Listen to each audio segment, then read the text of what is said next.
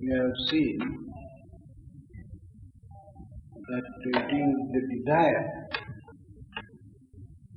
or various urges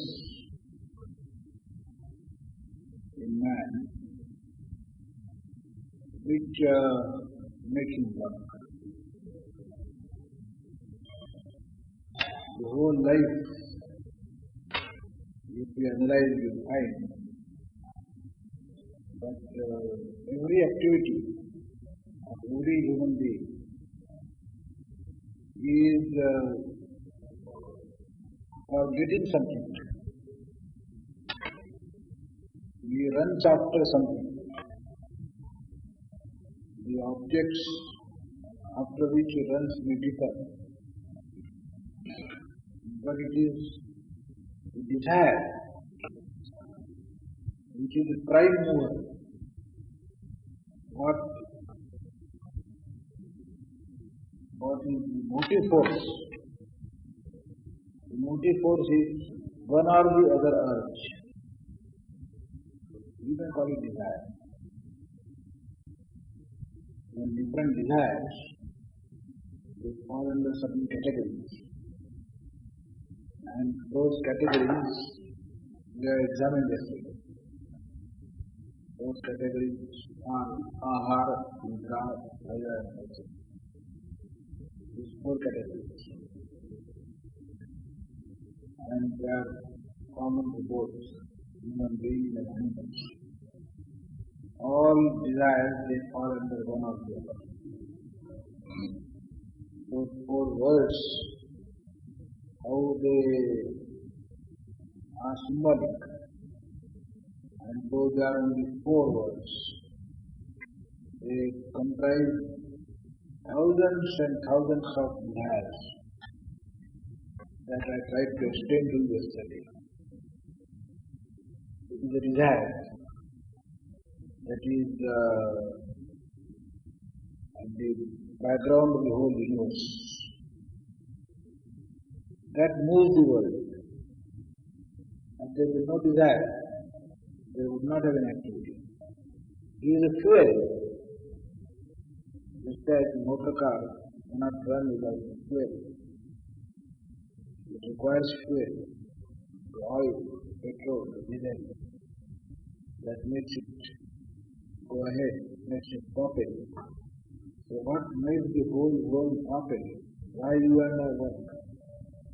You stand at the crossroad. People are going here, there, somebody going to the east, somebody going to the west. All people going up and down. If you have capacity to know the mind, you will find that everybody is running after something or the other. Something in the mind makes him work.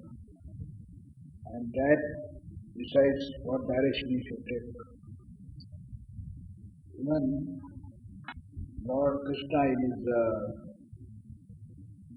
Gita, it has been said, when he describes his vibhutis, who am I? Then among the trees and the people, among the birds and the eagle, in this way he describes his vibhutis. So he describes himself as dharma viruddho bhuteshu kamosmi bharatashu. I am the calm, the desire. Dharma viruddho bhuteshu. In the whole world, I am the desire which is not against dharma. Among the desires, there may be desires which are against dharma. I am the desire which is not against dharma. Dharma aviruddho. Dharma aviruddho. Dharma aviruddho bhuteshu. Kamosmi bharatashu. So this is what is the propelling force.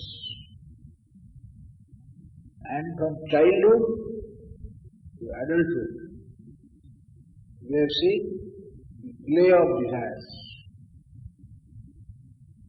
In childhood, the scope of desires is less, as I said yesterday, that perhaps the desires round about ahara and nidra, these are the only desires that come into play. The full circle of desires has not come into operation in childhood. But as you grow old, as you grow in age, then the desires come on the scene. And full force of desires, full orbit, full circle, desires in manifold forms,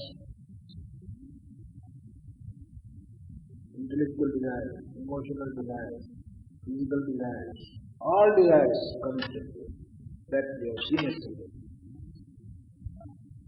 As a matter of fact, this body, when we think of an individual,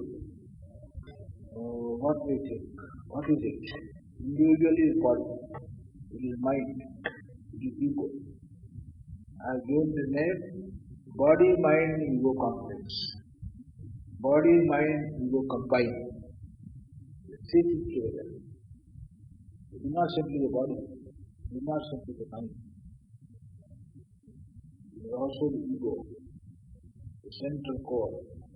On which this body and mind,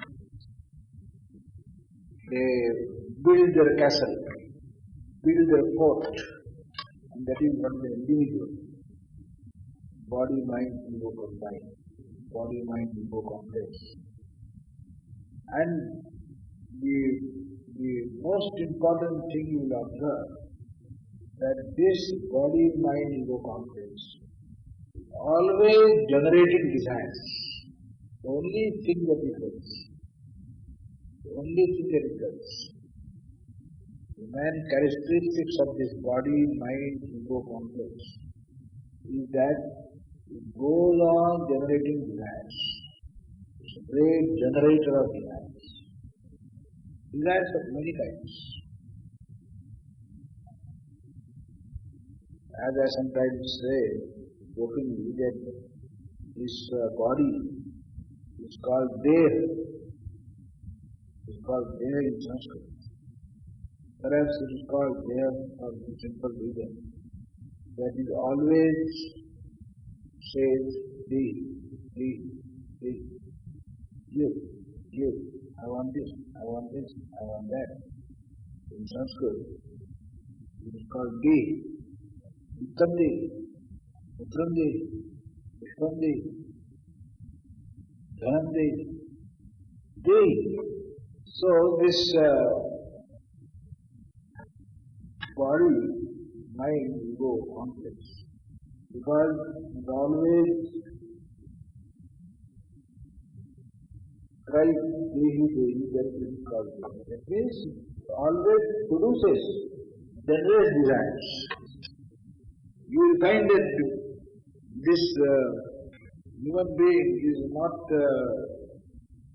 never stops generating desires. Even you sit, quite some desire of the other. It may be fulfilled, it may not be fulfilled. It may be mental, it may be emotional, it may be physical. But some desire of the other takes hold of their mind.